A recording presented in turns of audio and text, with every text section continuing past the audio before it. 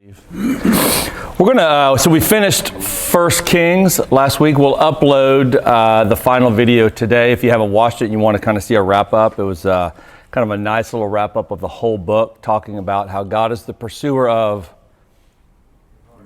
Thank you. We're going to start all over again if you didn't get that answer right. 1 Kings 1:1. That's right. So we can move on. We're going to do a little mini series. We're going to start Romans in just a few weeks, but I wanted to do kind of an intermission, just a little mini series. We don't get to do a lot of that because when we hit a book, we stay in it all the way to the end. So I'm going to do a little series. I'm going to do it in some senses different than I've done it in the past, but we're going to do a little series on apologetics. And this is an area that became something so important to me very early on in my walk. And my understanding of it, the way I engage it, has evolved with time. From a young man to an older young man to a younger older man. It's the way that I do apologetics has evolved with time, and I want to kind of walk through some scripture, walk through some ideas here that I think you guys are going to benefit from. First of all, let me ask you this question. When you hear the term apologetics, what does that mean to you? If you know something about it, what does apologetics conjure in your mind? What is it? What's that? Debate. Yeah, there's a kind of exchange of ideas with somebody that you tend to think about that with apologetics. Good. What else do you think about? It's maybe unique to me or some of you, but it conjures up, debate, but it conjures up Tommy Nelson, because I was at North Texas when he would come around to dorms and hold these debates, and that's where I first really got my look into apologetics. Yeah, very early on. Defending faith. You would make a presentation, present the gospel, and then field questions to anybody that's there that's not a believer or a believer, right? And that would be kind of an apologetic enterprise. That's right. So I've been at some of those too in the late 80s and early 90s. Yeah. What else? Bruce Hall. Yeah. That's where I was. That's right. Bruce Hall. It means to be able to give a reasonable answer for. Okay. The ability to give a reasonable answer. That's right. That's for some people, that's what they think about. That's what apologetics is. Anything else come to mind when you think of apologetics?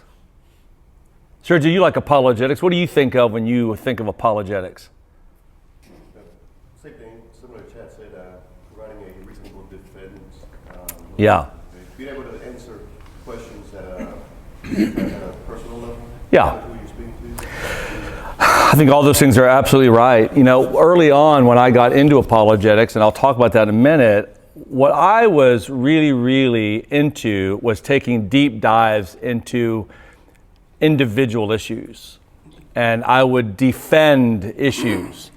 And what I found myself defending a lot of times are what we would call non-essentials. I would debate and engage non-essentials. I would take non-essentials to the world. I would defend beliefs that are kind of in-house debates sometimes within the church, and I would take those in-house debates to the world, right? I'll give you an example of an in-house debate among brothers and sisters. What's an in-house debate that's not meant to be taken to the world? Okay, y'all both said the same thing. It's amazing. Is it pre, mid, or post-trib, the rapture, if the rapture is even true, right? How about that one? You didn't even throw that one in there, did you? So you got this debate about the rapture, and yet we take the rapture to the world, and we began telling the world, no, it's not the post, it's the pre, and we start teaching them about a doctrine that's such a in-house debate among believers, and you'd be shocked how many people have written books about the rapture to get people ready to give their life to Jesus. And I get the reason why, right? But you're taking a debatable doctrine as opposed to Jesus is coming back, second coming, right? There is an anchor right there. The second coming is the doctrine that everybody believes. The rapture is an in-house debate that now has a lot of nuances, debates, and all of a sudden now people begin to say, now what? Now that's not what my friend over here said. And so we take a secondary issue to the world sometimes, and we use that secondary issue as kind of the bait to draw them in. What were you going to say? They just canonize it. Right? They canonize it. Yeah, it's like you're it's the law of liberty, right? It's Romans 14. So, and then like to your point, I think of Alistair Begg, because when we apologetics, or we think that we have to defend the gospel. When you have a lion in a cage, it's like just open the door. Yeah, that's right. That was a different way to kind of think through it, because I'm the same. Yeah. Right? See, this is a great quote, Chris. I mean, that's a great Spurgeon quote, right? I dare not need to defend the gospel. One does not need to defend a lion, right? And obviously we know what that quote means, but at the same time, Scripture does tell us to be prepared, right? So there is a sense, and the word defend is in the Bible. So I can both understand what it means to defend, but not have to defend. It's not up to me. Right. So we're going to get into some of that actually this morning in terms of what is our role, what is our responsibility. But a lot of times we'll take these secondary issues to the world. We'll take the predestination. We'll take, what's that? Taking, maybe we'll take that to the world about the gifts of the Spirit, and they can experience this and go right. And so we'll do this a lot of times. But the reality is, what I have found as I've kind of developed, I'm not saying I'm better than anyone else by any means. What I'm saying is I've evolved in my own thinking, and I've seen what works more, is more effective. And that is that apologetics to me is the defense of the big picture. It's the defense of the story. It's what C.S. Lewis called mere Christianity. It's taking the essential elements of faith and it's understanding it in the story form. It's rather than, Christianity is it's a tapestry that is combined of all these threads that come together, that when you flip it over and look at the picture, that's the story. It's the story of God, of what God has done for the world out of His own glory, mercy, honor, love, all these things. This is what He's done. And rather than defending the individual threads on the tapestry, it's taking the story of the tapestry and it's taking that story to the world, right? Or as G.K. Chesterton, the great Christian apologist and writer, he was a satirical writer. He was an agnostic for many, many years, and then he came to faith. And Chesterton talks about what brought him to faith. And he said for him, it wasn't this argument and that argument and that argument. He said it was that finally, he realized Christianity was like a coat. And he said, what is the best way to know that if a coat fits you? He said, you don't have to measure the coat and measure the man. You just have to put the coat on the man. And he said that when Christianity is offered rightly to people, they see that the coat fits. Or as philosophers call it, it has explanatory power. It explains things. It has explanatory scope. There's nothing that it cannot address, at least as good as anything the world has to offer, if not better. There are questions, there are mysteries, but Christianity provides a unity of knowledge. We're able to look at the big picture and say, this coat fits better than any other coat the world has to offer. Just try it on. And there's an entire field of apologetics that is the try it on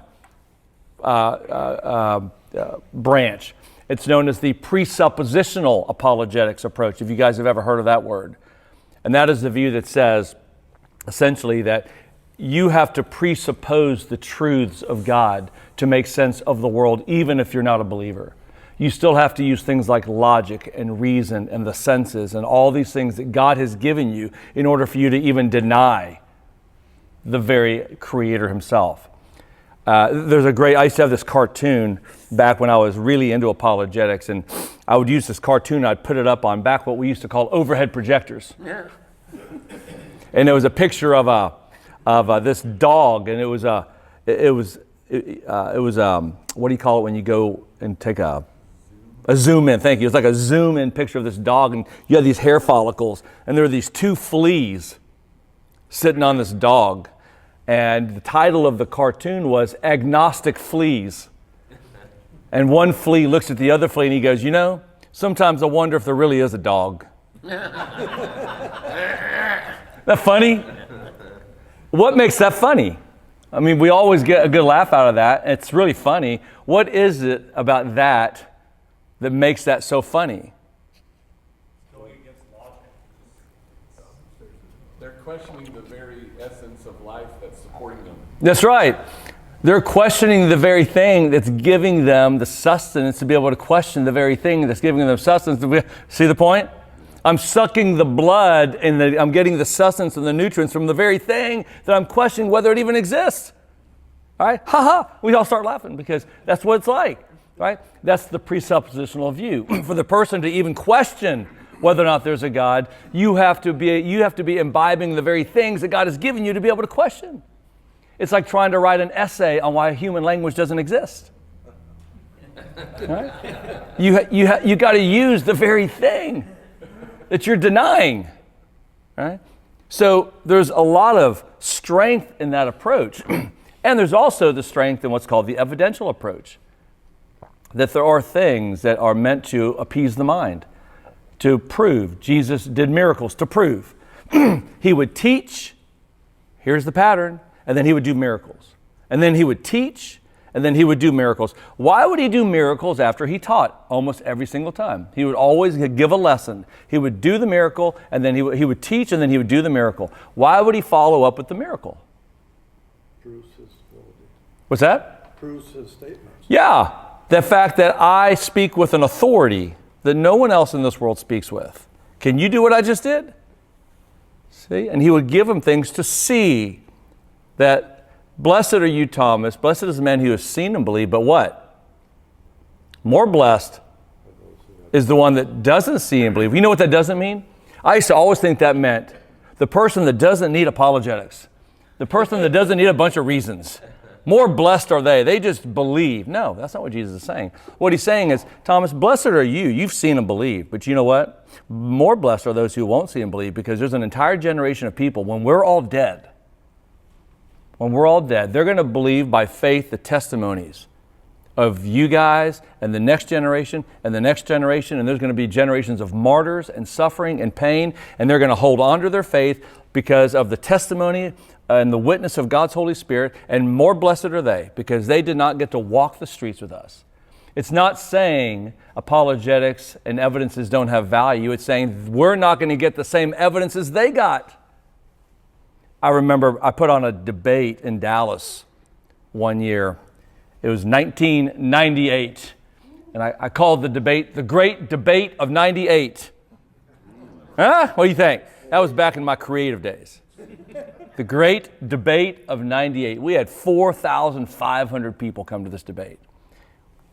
We had busloads of we invited these atheist societies and groups to come. We had the Atlanta Atheist Association, Greyhound, 50, 60 members of their group all to this debate. We had the North Texas Free Thought Society. We had all these people coming, and man, it was, I didn't pay for that. I brought the greatest Christian apologist in America to debate the leading atheist philosopher in the state of Texas.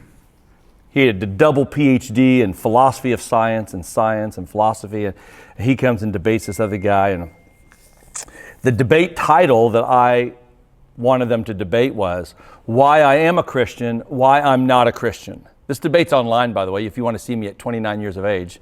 I sound like an idiot, but it's a great debate. And there was a section of the debate when the atheist philosopher, in fact, I had dinner with him the night before, and I said, what's your approach going to be? He said, I'm going to sound like a Baptist preacher.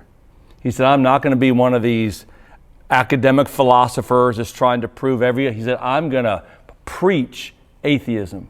He said, you'll see. He said, you got to win people over with emotion. It's like, wow, can't wait to see this. It's going to be great. And man, I remember here's the section where Dr. Parsons is talking, and he begins to go into this rant about how unfair it was that Moses got his burning bush. This bush that could not be quenched, and he's going on about how Moses gets to see the very hand and work and power of God, in order for him to believe. And then Parsons goes, I want my burning bush. It was incredible. Just reverberating through the auditorium. I want my burning bush. What's he saying? I want my burning bush, Spunky. What is he saying? I want proof like a burning bush, right?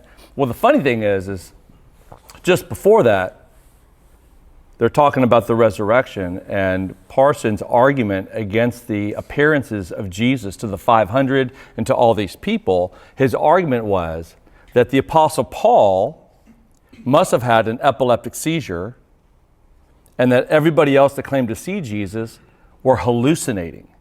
And he began to talk about the power of hallucination. And he goes on and on about all this. And so then when he gets there, he says, in the cross-examination, he's asked the question, is there anything that would convince you, like a burning bush type thing? What would convince you? And then he says, if all of a sudden one morning I woke up and I looked in the sky, and with the finger of God I saw, I'm tired of your logic chopping arguments, Mr. Parsons. Believe in me. And I saw that written in the sky, I should say I would believe. And I remember his opponent looked at him and goes, how do you know that wouldn't be a hallucination? And the entire place erupts in this roar of laughter at that point. Because basically what he's done is he's created an argument that can dismiss every possible argument you can give. In other words, there's nothing that would convince him. Although he says there's nothing. Because he could always fall back on, that's just a hallucination. See the point? All right? So, apologetics, when Jesus says, more blessed are those who have not seen and believed, he's simply talking about future generations, that they're just going to get a different form. They're going to get the presence of the Holy Spirit. They're going to get the evidences left within this world. Blaise Pascal said God gives enough faith in this world to persuade, but not so much to coerce. Enough to persuade, but not to coerce. Why is that? What is it that God wants from man? A decision. He wants faith. He wants to know that you can trust. I'm going to give you just enough that's convincing. That's why you can get two people who are super uber smart, both look at the same stuff, and one says, I'm persuaded. I'm persuaded enough to make the leap and make the jump. The other one says, not enough. Right? It's in the human heart, the evaluative nature of the human heart to evaluate what is before me, looking at my heart, my sin, what's required of me, what does it mean for me to die, and two people can look at that and approach the same evidence, the same stuff in very different ways, right? Our job is simply to always be prepared. 1 Peter 3:15. If you look at 1 Peter, just want to show you that verse and the next one, and the next ones. The next one is every bit as important as the first verse. Look what he says here. 1 Peter, beginning in verse 15. Peter says, but in your hearts, regard Christ the Lord as holy, ready at any time to give what's your Bible say? An answer. Yeah, an answer, or literally a defense. It's the word apologia. It's the word in Greek. It means a defense. To give anyone an answer, a defense to anyone who asks you for a reason for the hope that is in you. Yet do this with what? Gentleness. I think we missed that verse, some people. Do this with gentleness and reverence, keeping a clear conscience, so that when you are accused, those who disparage your good conduct in Christ will be put to shame. In other words, continue to live the life that people can look at and say that is a life that seeks God. Right? It doesn't have to be a perfect life, but it's a life that people look at and go, this is someone who pursues God. Have a good conscience within you. If you sin, confess it, don't hide it, right? Have a good conscience. But by the way, as you're making a defense and you're ready to give an answer, do it with gentleness. Why gentleness? Anybody ever been won over by belligerence? How's that for a tactic? Right? That one doesn't work. What does gentleness communicate? Britt, what does gentleness communicate to somebody when they communicate to you in a gentle way, or you communicate in a gentle way? What are we communicating to them? First off, that we're not there to hurt them. You know, I would say it was born out of love. Caring. Yeah. It shows empathy, but it also shows a form of confidence. There you go. When I get defensive, it can easily show a lack of confidence. That's why I'm getting mad. I'm not so secure in what I think. And so now all of a sudden I begin getting emotionally reactive. So there's a sense of my own security, my own confidence in what I think.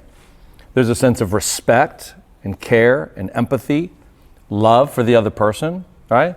It goes back to the old Stephen Covey principle. If you ever read 7 Habits of Highly Effective People, remember the habit, seek first what?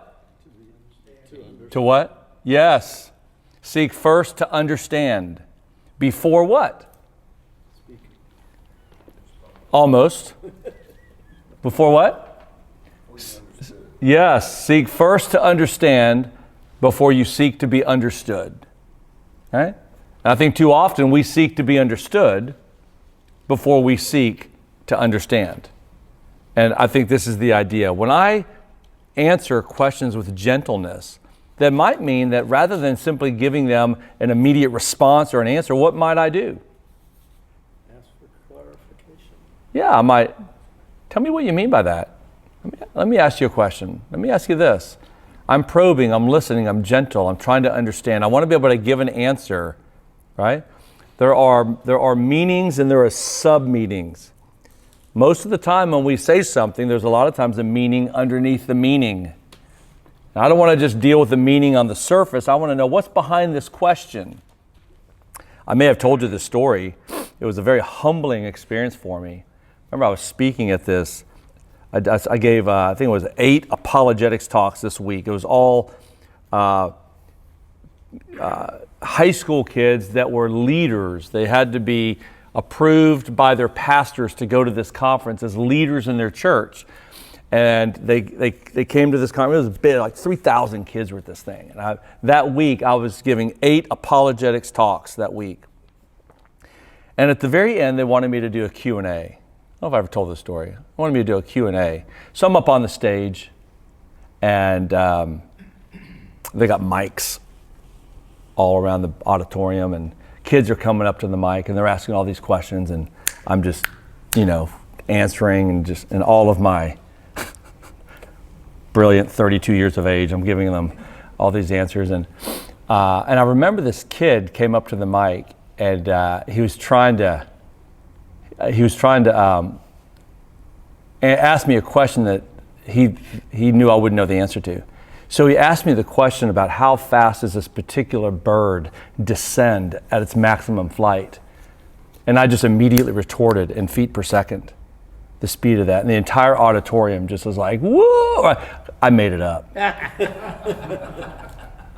And that kid's like, wow, right? And this is all part of the humbling thing. So after about, 15, 20 questions goes by, this one girl comes up to the mic and she says, "You don't have all the answers, you know." And I said, I don't claim to have all the answers. She goes, "Yes, you do." She said, "You have an answer for every question. You don't have all the answers." And she was a wreck. And I remember I looked at her and I just said, "Hey, can we talk when this is over?" And she didn't reply. She was just crying. And her friend got up and kind of came up to her and just kind of went over and sat down. And I was rattled. And I said, "All right, guys, one more question." Right? And somebody asked the last question. Well, turns out she comes up, her friend brings her over to me afterwards and we're talking. Her father just got diagnosed with late stage cancer just before she got to that conference. And so the entire conference, all she's hearing the entire conference is what? It's an apologetics conference. What is she hearing constantly? Answers, rational reasons, right? Intellectual ways of making sense of the faith. And I'm doing all that.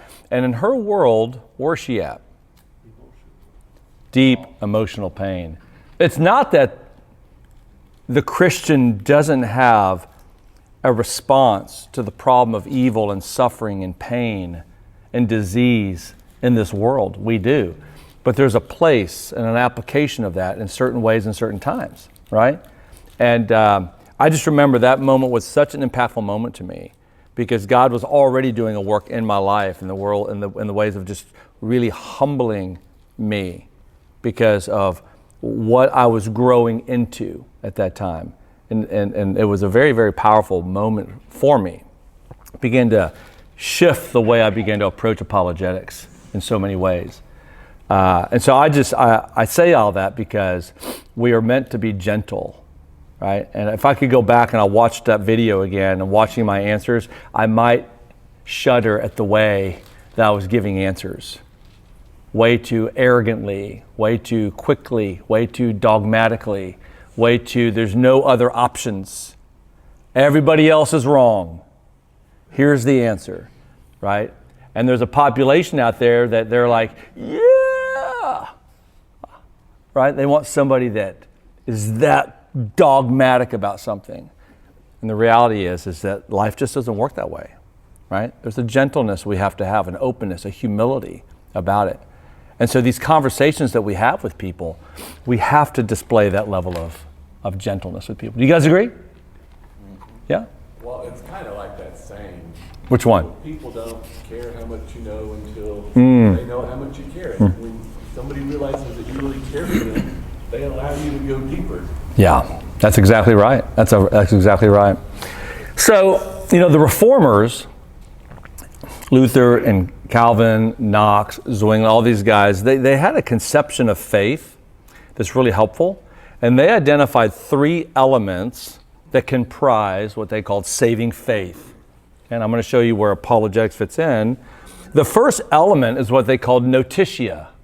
It's the Latin word notitia, N-O-T-I-T-I-A, and it's the word that we get in English for knowledge. That how can they know if they don't hear? There has to be a measure of knowledge, doesn't there? There has to be some objective kind of propositional knowledge that people have to hear and evaluate. So the first element is, what is it that we believe? What is the tapestry? What is the story? If someone was to ask you, in one sentence, in 2 sentences, what is the Bible about? Right? What would we say this book that we claim as our singular ultimate authority in this life, ultimate authority, there are other authorities, ultimate authority.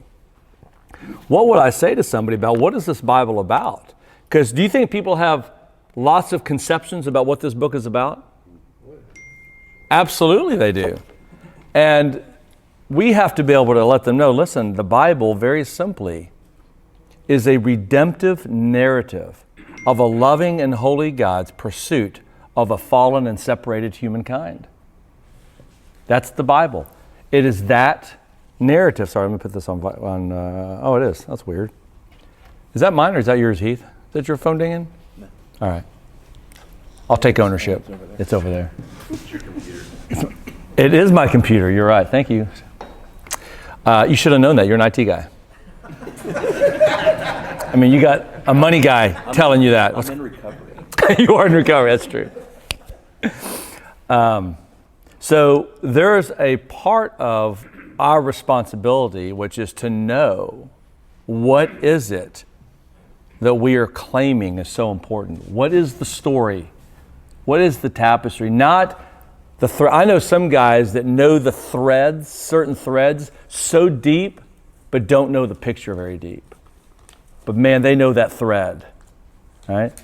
And we have got to be people who understand what is the story that we're presenting. What's the coat that we want people to try on, to let them know, if you put this coat on, it will be the best fitting coat that you will ever be able to try on in this world.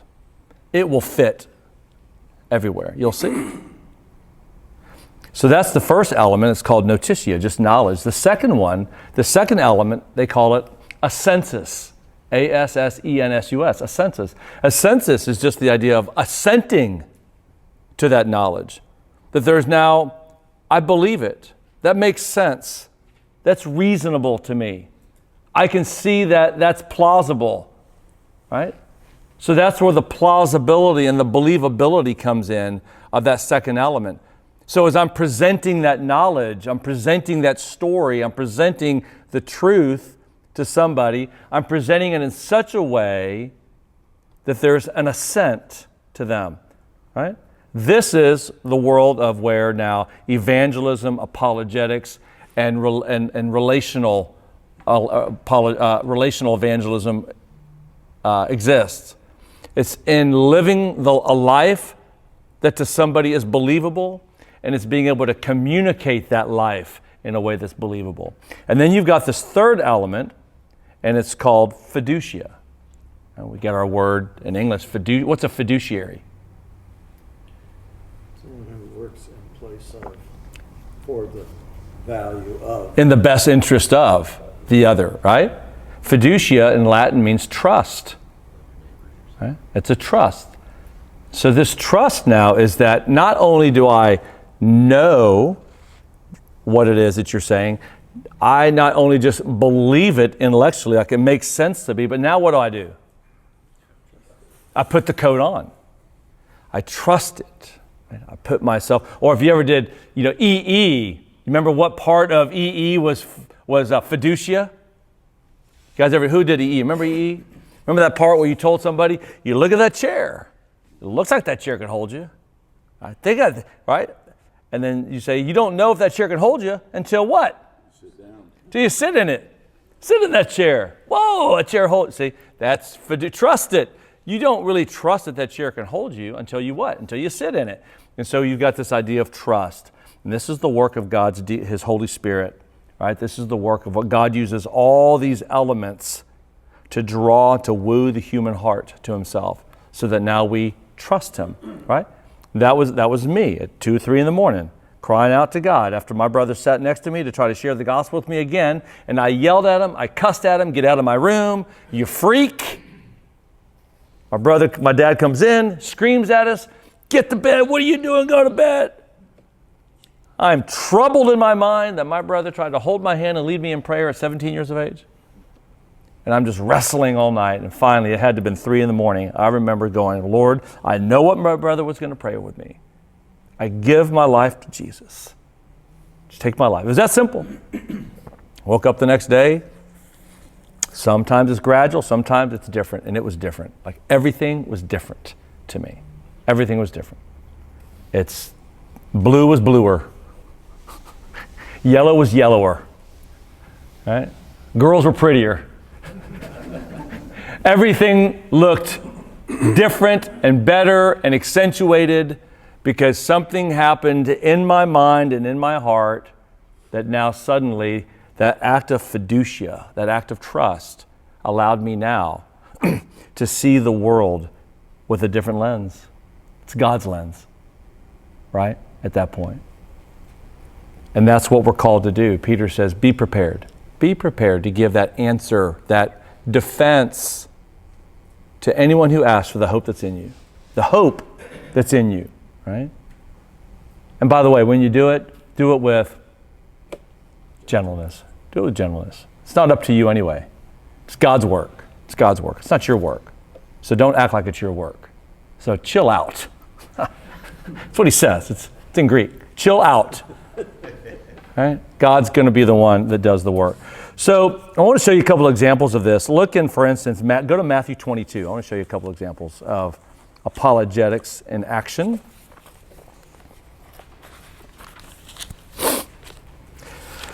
The two things that are the universal human needs are healing and restoration. You don't have to go far to see that this is what people are in need of. And we claim to know the one that provides that ultimate healing and that ultimate restoration. That's what we claim. We're not just bearers of truth going around telling everybody what we know and why they're wrong. We're out there letting people know that there is an element of healing and restoration that you so deeply need in your life, and we know the one who has brought it to this world. If you look at Jesus here in 22, look at verse 41. Let's just see what Jesus says here. While the Pharisees were together, Jesus questioned them. What do you think about the Messiah? Whose son is he? They replied, David's. He asked them, how is it then that David, inspired by the Spirit, calls him Lord? And he quotes from the Psalms. The Lord declared to my Lord, sit at my right hand until I put your enemies under your feet. Jesus says, if David calls him Lord, how then can he be his son? No one was able to answer him at all. And from that day, no one dared to question him anymore. What is Jesus doing in this one little piece here, right? He's dealing with the teachers of his day. Where is he meeting them? What's he doing? He's hitting them in their expertise. In their expertise.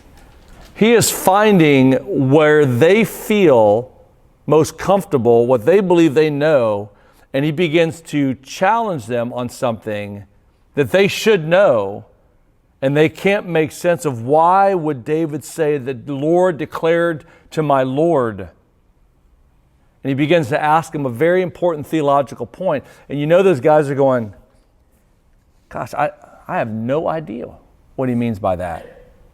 See? And Jesus was asking a question to wedge within them a sense of doubt and a sense of pondering and reflection.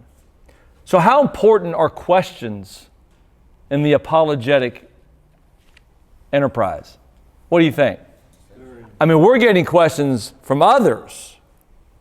How important is it for us to be able to take the time to ask and pray for insight, to ask the right questions to other people? How important is that? What does a question do? Grady, what does a great question do? What causes you to think? Makes them think. Okay? What else does it do? Hef, what else does a great question do? It makes the other person think. What else does it make them do? Open their mind. There you go. Open up to something maybe they would have never opened up to had the question not been asked. Right? I am probing into their heart. Who was it? One guy once said, he who asks the question controls the conversation. It's like, I need to be great at asking questions. I forget how many hundreds of questions are asked in the Bible, but it is one of the primary mechanisms of engagement in the Bible, is the ability to ask questions. And yet, how great do you think as people we are at asking great questions? What do you think? Not always that great. You know, it's like I was meeting with a buddy yesterday, and we met down in Dallas. I took Stacy down to work, and I met a buddy down there, and we had a great conversation. And he stopped and he goes, "Did you think of these questions ahead of time?" And I go, "No, not really."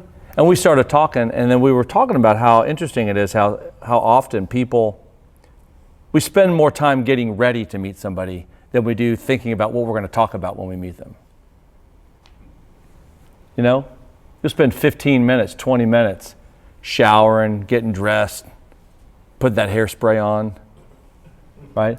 Doing all these things and not even thinking about, what am I going to talk about today? What do I want to ask? What do I want to ask this person today? How do I want to engage them today? See, because it's like a muscle. Asking questions is like a muscle. It requires what? Workout. You got to practice it. You got to work at it. You got to really try to be good at it. Well, let's continue to seek to be great at asking the thoughtful, reflective, insightful question for me to learn. You have to care first, though. You have to care. And that's being intentional. So it's more than just that mechanism or disciplined in thinking through it. Yeah. It's because you actually care about that other person. Yeah, that's 100% right, Chris. You're 100% right. I can remember back when I was younger, I remember there was times that I would have lunch or a meeting with somebody, and I remember that I wouldn't get to the gospel. And I remember getting in my car feeling like I failed God. I didn't get there. And later, looking back at my younger self, I remember just kind of realizing, no, what I did is I met them where they were at. I didn't force something on them. Right? The goal isn't to get to the gospel. Remember those days? Got to get to the gospel. Go ahead and just get to the... And no, build the relationship if that is the nature of that relationship. Build the relationship. Pray for wisdom. Pray for that opening. Ask the right questions. Let God be God. You guys remember I told that story of the guy, it was a client of mine. They asked me to meet with him because he was going through a lot. Did I tell you this? The guy that whenever I asked him finally, did you grow up in any sort of faith tradition? And he goes, you mean like religion? And I go, yeah. Did you grow up? He goes, oh, bleep, bleep, bleep. And he goes, how can you believe that stuff, man? How can you believe in a God that, people put babies in microwaves? Remember me saying that? He kind of does it. And I'm like, where'd that come from? Believe in a God when you live in a world where people put babies in microwaves. But what was he really saying? How can there be a God when there's so much evil? The level of evil in this world is so great that the fact that human beings can be so evil they can put a baby in a microwave, right? That's what he was, and he just kind of threw that out at me just quickly, like, why would I believe in a God when I live in a world that people could put babies in microwaves? And I just kind of I listened to him say that, and he just began to talk about his life falling apart, just like everything is going wrong. And so we met for about an hour, and anyway, I've met with him now 3 times, and on the third one, now he is now reading a book I recommended on faith. And I met with him 3 weeks ago, and he said, hey man, I'm about halfway through that book. I'm really enjoying this. Thanks for giving this to me, right? And so I'm going to be back out there again in March to see him again. And what's the point? The point is, here's a guy that on the face of it, I might have walked away and thought, what? There's no hope. There's no hope. This dude's a lost cause, man. This guy's crazy. You kidding me? Right? And so in that moment, I just kind of met him where he was at. I didn't immediately go into the gospel or the defense of the problem of evil, right? I could have made that move, but I didn't make that move. I just wanted to hear more about what's going on, how are you doing, what's going on, and he just begins to share. And then the next session, we did some more of that, talked about his work, right? And then at the end of that, I said, hey, I'd like to suggest a book if you're open to it. Yeah, man, what is it? And it was that second session that he and I had that created the willingness for him to be willing to read something that I recommended to him, right? And so now he's hopefully finished with it by now, we'll see. But that's my point, is asking questions and being patient in the dialogue and not having to always give the answer. Did Jesus give the answer here? Well, let me tell you what the answer is, you stupid teachers of the law. Right? He doesn't do that. He just asks really great questions to get them to think. So, did you have a thought on that?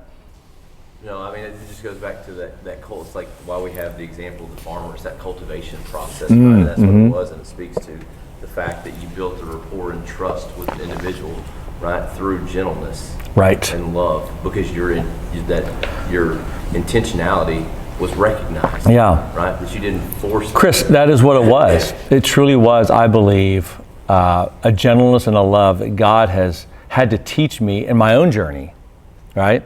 Through my own kind of life I had to live and experience, for God to say, let's go ahead and start reshaping your heart, Walter, right? Because old Walter would have immediately gone and said, well, the fact that you think that putting a baby in a microwave is evil means you've got some standard that you're judging good and evil by. Where's that standard come from? Right? And I'm going to get into some like philosophical argument with him about the problem of evil, and the fact you see that it is evil really shows that you really do believe in good, and you can't believe in good unless you believe in God, right? If A is B and B is C, then A is C. Checkmate, sucker! Let's bow and pray. See, that was who I was. Let me see if I can out-logic you, because if I can out-logic you, then you have to fiducia. You have to trust. It's ridiculous. It's ridiculous, right? No, you have to be patient. Can you love this person through this? Can you be with them through this?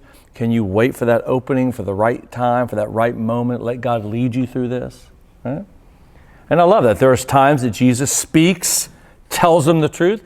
There's times he asks a question and he just leaves it as a question. It's pretty good, right? If you want a great one, let me just go, give me 3 minutes. I always like to abide by our time, but give me 3 minutes. Go to Acts 17, probably one of my favorite passages, Acts 17, beginning of verse 16.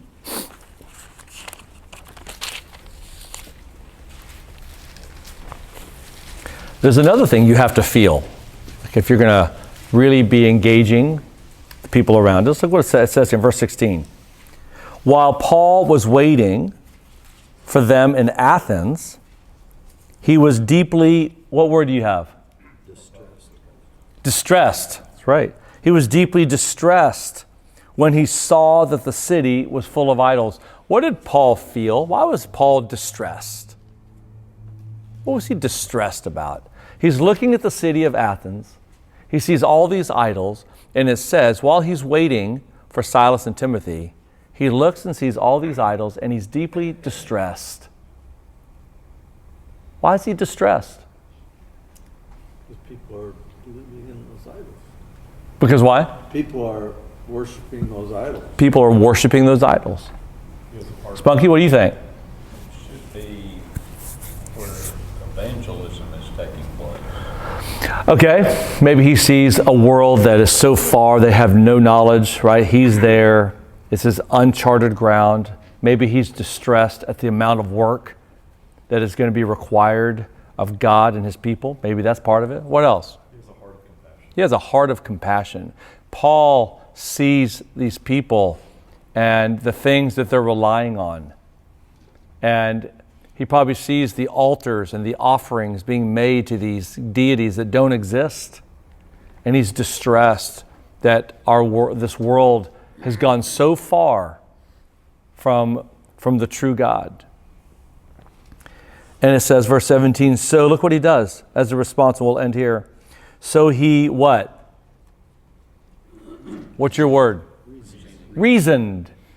So he reasoned in the synagogue with the Jews and with those who worshiped God, as well as in the marketplace every day with those who, I love this, happened to be there. Love that. Just the coincidental bumping into those who happened to be there. Some of the Epicurean and Stoic philosophers also debated with Paul. Some said, what is this ignorant show-off trying to say? Others replied, he seems to be a preacher of foreign deities. Isn't that an irony? Because he was telling the good news about Jesus and the resurrection. Isn't that great? That ultimately Paul is going to talk about Jesus and the resurrection of Jesus, because it is Jesus and the power of his resurrection that gives now the power of God to bring healing and hope and restoration to the hearts of men. Right? And Paul goes and he reasons with whoever happens to be there. Whatever gear Paul has to shift into, Paul was able to shift into that gear. First gear, third gear, fifth gear. If you're an Epicurean or Stoic philosopher, Paul could go there. If you're just an everyday person in the marketplace, Paul could talk to you right there on that level. As Paul said, I've become all things to all men that what? That some might be saved. And I guarantee you, Paul was a good listener. And Paul learned to love deeply what God loves, right? So that's the apologetic endeavor. It's making sure we're clear on what is it that we are giving an answer to. What's the story? What's the tapestry? What's the picture? What's the image? I'm not fighting to defend threads. I'm fighting to defend a picture, right? It's the coat. That if you put this coat on, yes, life is still hard. Yes, things still happen. Yes, diagnoses still come. Yes, people still leave. Yes, financially there's still distress.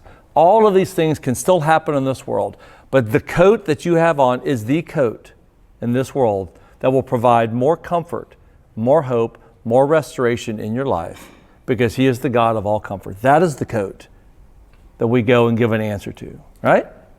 It's not the threads, It's the story. Walter, Yep. just real quick, I had a guy that I shared with a lot, and starting out, he didn't believe in Jesus. He thought we were just like a tree, we're all the same. And we had a lot of conversations. He eventually said he believed Jesus was the Son of God, but he hadn't made a profession of faith. But I told him one day, I said, Stan, if you don't want to ever discuss this stuff, we don't have to. And he said, no, I like talking to you about it because you don't get mad at me. And Yeah. It's good. kind of what he had experienced over the years. Christians would try to talk to him, but Yeah. get upset and get mad. Another way you could have said that is, no, I want to keep talking to you because you love me, Yeah, because you respect me, right? That's what he's saying. yeah. Yeah, gentleness. That's great, Spunky. Yeah, and I believe that. I've seen you talking to people, cart girls on the golf course, always inviting them to church. It's good. He does. Spunky's great. No shade on that. Just Spunky just loves to share the gospel. Any other comments? So the next kind of whatever we do, I don't know, we'll do another 2, 3, 4, 12 weeks. Just kidding. We're just going to kind of walk through the apologetic endeavor, looking at the heart of man. How do we how do we respond to certain objections and questions that they might have? How do we engage those things? And so we're going to do it all straight from hopefully kind of biblical stories, biblical examples, right? So I'm excited to do this little series with you guys.